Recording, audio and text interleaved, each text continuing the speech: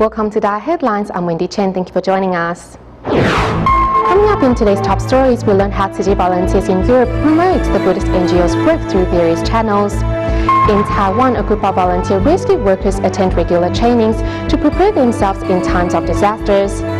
And the education team of the US Tzu Chi headquarters organized a special class for students of the newly opened schools built by Tzu Chi in Haiti. For the past decade, Tzu Chi volunteers have promoted the Buddhist NGO's work in the Netherlands, Germany, England, France, and other European nations. But each of the countries has different laws and customs. Tzu Chi's challenge is how to best spread its ideals and recruit new volunteers in these culturally different environments. The continent of Europe covers an area of 10 million square kilometers. Over the centuries, it has led the world in science and technology, economics and culture, and its long and tumultuous history has spawned countless myths and legends. In the 20th century, the European Union united the nations of Europe, and for over 10 years, Tzu Chi has carried out its benevolent work on the continent, spreading a message of love and service in the Western world. We provide hot meals for the homeless. 5 countries have come together for the first relief distribution in Europe, right here in Italy. Tzu Chi's wonderful humanity has spread to Italy. Every year we perform the Buddha Day ceremony and year-end blessings. How can Tzu Chi convey its definition of beauty in a continent of so many different cultures and religions? Beauty, in Tzu Chi's view, lies in both material affluence and spiritual goodness. It was only after Tzu Chi began its charity work in Europe that volunteers realized the difficulties inherent in implementing Tzu Chi's ideals in Western cultural settings. For instance, if we want to visit nursing homes, we can't just go in and visit them. We need permission from the government. There are many small towns and villages, so it's not easy for people to gather together. Also, we have to speak Dutch in our work here, and many Tzu Chi volunteers can't speak Dutch very well. French laws differ from Taiwan's laws in many respects. Financial regulations are very strict, so we have to be very careful in collecting donations. We have encountered a lot of difficulties, but we have overcome them one by one. Despite a shortage of both funds and personnel, and difficulties encountered in their work, Tzu Chi volunteers remain optimistic, encouraging themselves to do what needs to be done. But the door has been opened and truth has entered. Tzu Chi has already begun its service work in Europe and will continue to spread goodwill throughout the continent. Even when having afternoon tea, we always pass down the Tzu Chi message. We want to bring Tzu Chi's humanistic ideals to all these countries and cultures. Europeans also can be a part of Tzu Chi. Tzu Chi volunteers have spread goodwill the world over. Wherever there is need, Tzu Chi will always be there. But it hasn't been easy promoting Tzu Chi ideals in Europe, a highly developed continent of disparate cultures and customs. Now Tzu Chi has successfully made a home in Paris and will continue to bring its message of love and compassion to people all over Europe.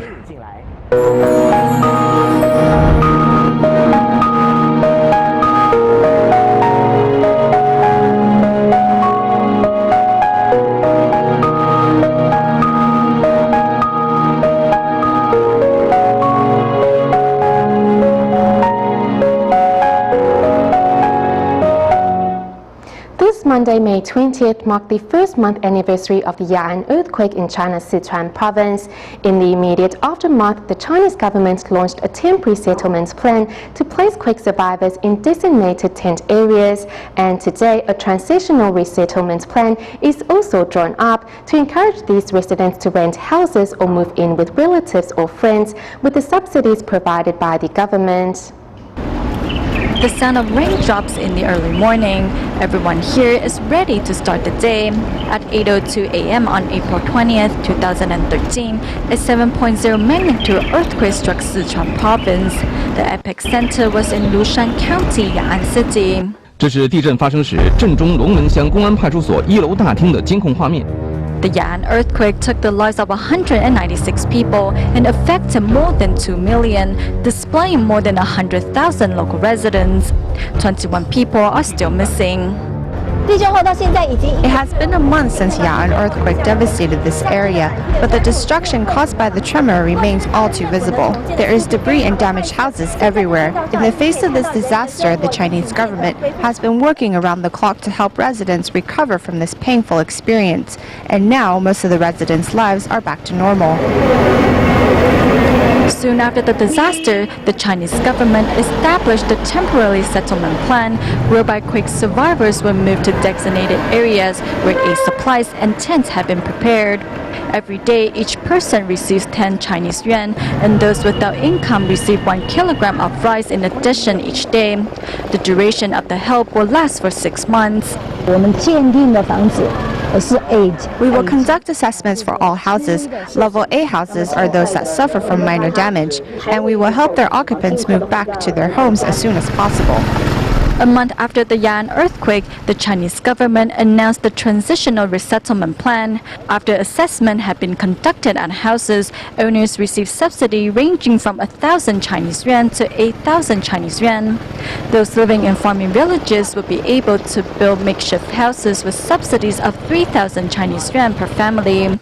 Since those that live in the city can't do the same, the government has also provided them with 3,000 Chinese yuan per family and encourages them to live out of town or live temporarily with relatives or friends. My mother, brother, sister, and friends were all affected by the strong quake.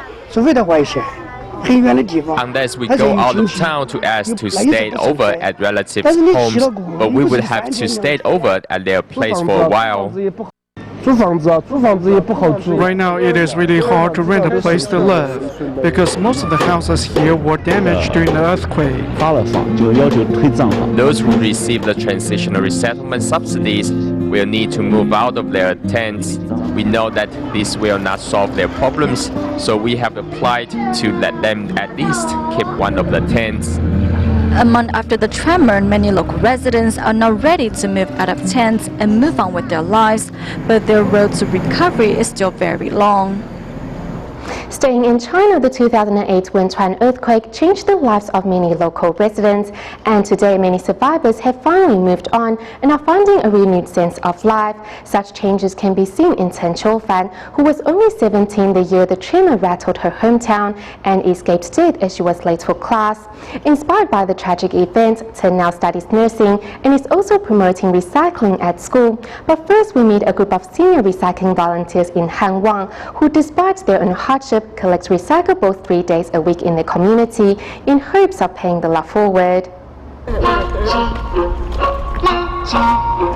With each other by their side, the journey is not tiring. If walking becomes difficult, there is a cart to catch a ride on.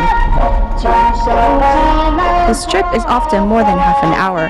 Even with mortgage payments looming over each person's shoulder, these volunteers' convictions are firm. I still have a mortgage on my house, tens of thousands. I'll just slowly pay it off. They gave me everything, including food necessities, utensils, and water. So no matter what, I will be here to practice recycling. The gratitude for the help they received is deep within their hearts.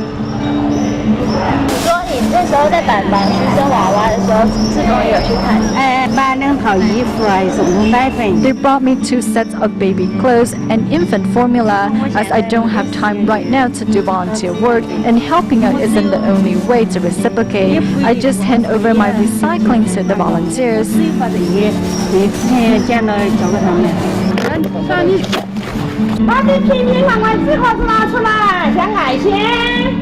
I hear the music, so I brought it out. We're all doing our part, right? We are in essence spreading their love. If they have the notion to practice recycling and we don't come to collect the recyclables, then the residents aren't able to communicate their love to the rest of the world. Like a stream filled by love's good deeds, it flows smoothly to influence others. It takes strong convictions not to be influenced by the stares and misunderstandings of bystanders. Fortunately, a strong support system at home is their strength.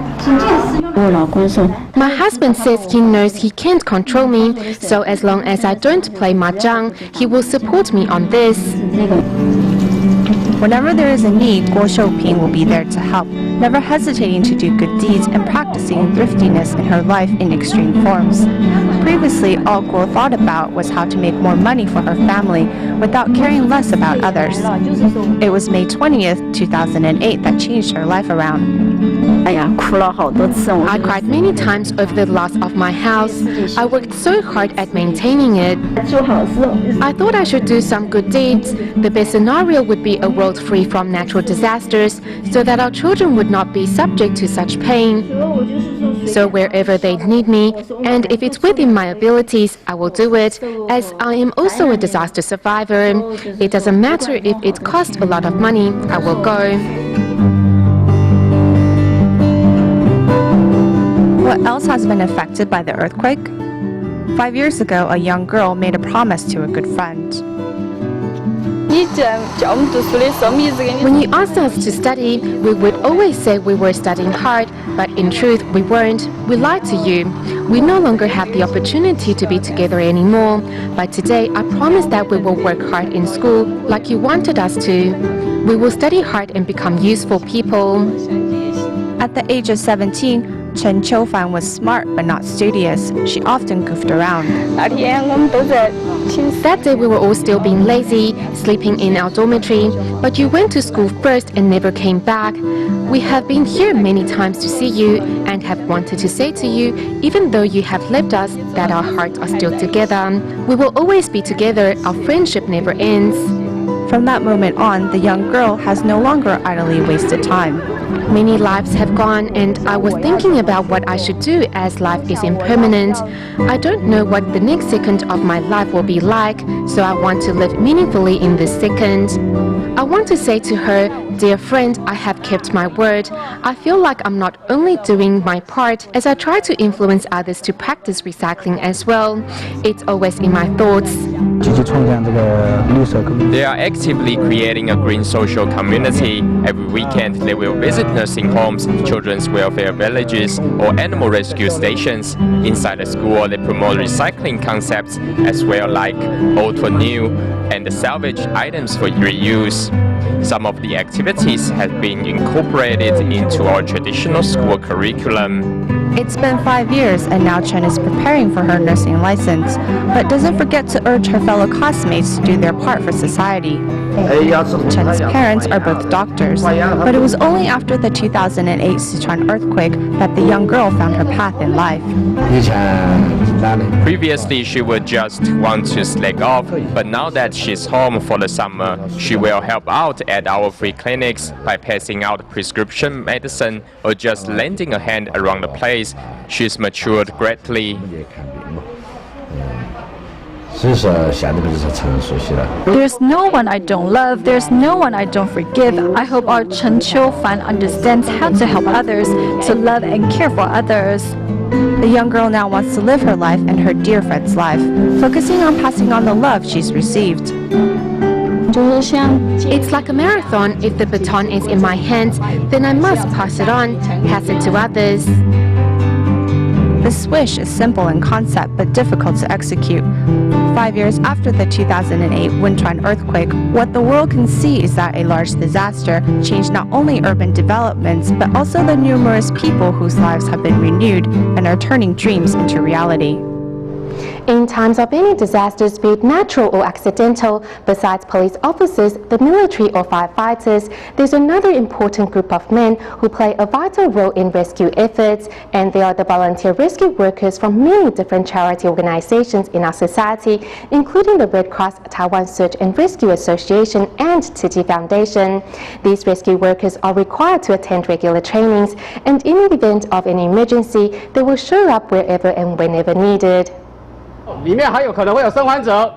There might still be survivors in there, but there's also the possibility that the building will collapse, so we need to build an L-shaped support frame.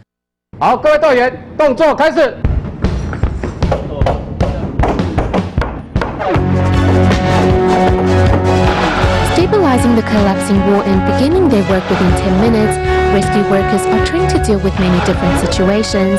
If an accident occurs in the mountain, they must first set up a secure T-shaped structure before starting the rescue.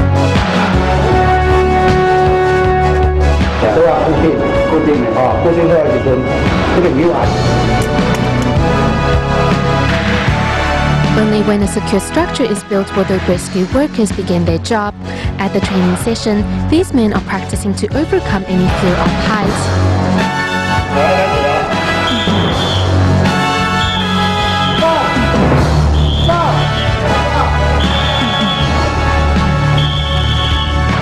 TV reporter gets first-hand experience of these rescue workers' day-to-day training. It's quite scary to be pulled up 3 stories high, but the rescue workers will need to overcome this sort of challenge. When the 8.8 flood struck Taiwan in 2009, these volunteers were able to enter the disaster zone immediately to save lives. A Kaohsiung resident, Jiang Ziwen, was moved by the rescue team's efforts and decided to become a Red Cross volunteer. We only have one thing in mind, and that is to rescue whoever we can. That will be our greatest accomplishment. But training does not take just a day or two. Volunteers in the EMT and the water rescue team need to go through basic training, which takes a year or 2. These volunteers are also required to attend a monthly training and carry out different drills to stay fit and alert to situations. In the aftermath of the 9/11 earthquake, Live DX, a Red Cross member from Denmark, arrived in Taiwan to establish a standard emergency rescue procedure and is happy to see the positive result today. In particularly in the branches, they have been able to continue the work, develop, maintain the recruitment of the volunteers, and particularly when we see to the search and rescue teams that are really semi-professionals. The numerous rescue teams from different NGOs who always show up in times of need play a vital role in Taiwan.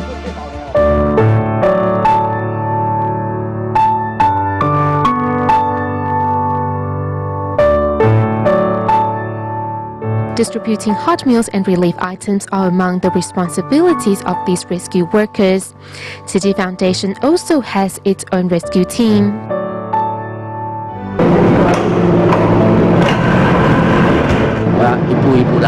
We check the engine step by step and solve any problems we encounter. When anything comes up, we will be able to head out right away. The years of preparation and training pay off in all situations. In any emergency, we only need a rubber raft. If residents need to visit the doctor or anything, we are able to take them to where they need to go. During the 8.8 floods, these rescue volunteers were challenged to complete their mission despite a broken rubber raft. I had to pull 2 people out. Our raft was down on one side, so we had to pull them out slowly. I couldn't feel anything then. Yet no one thought about the hardship they endured and only remembered the moving stories that unfolded. When I handed her the lunchbox, the lady was very emotional and she was traumatized. I pat her back and told her that everything was alright and it had all passed. I still remember clearly of what happened then. Seeing the smiles on the faces of those who have been saved brings the greatest sense of comfort and accomplishment to these rescue volunteers.